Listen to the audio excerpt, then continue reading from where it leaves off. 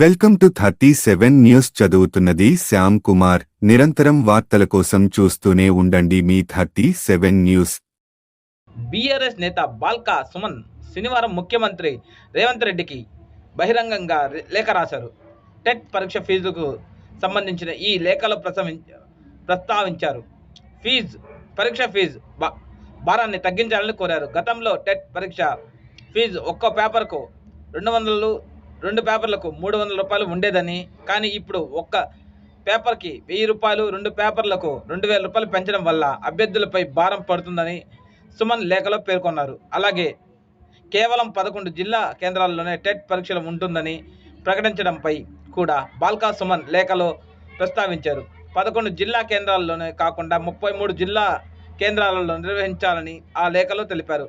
11 జిల్లాలలో కేంద్రాలను ఏర్పాటు చేస్తే మిగతా జిల్లాల విద్యార్థులకు ఇబ్బందులు పడతారని తెలిపారు. వీరికి దూరాభారంతో పాటు ఆర్థిక భారం కూడా అవుతుందన్నారు. కాబట్టి 7 లక్షల మంది నిరుద్యోగుల సమస్యలను అర్థం చేసుకుని ఫీజులు తగ్గించుకోవాలని, పరీక్షా కేంద్రాలను 33 జిల్లా కేంద్రాల్లో ఏర్పాటు చేయాలని కోరారు.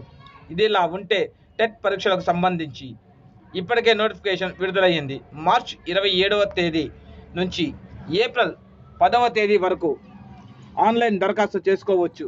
మే 20వ తేదీ నుంచి జూన్ 3వ తేదీ వరకు ఆన్లైన్ కంప్యూటర్ ఆధారిత పరీక్షలకు నిర్వహిస్తున్నట్లు, మే 15వ తేదీ నుంచి తెలంగాణ టెట్ హాల్ టికెట్లను డౌన్లోడ్ చేసుకోవచ్చు.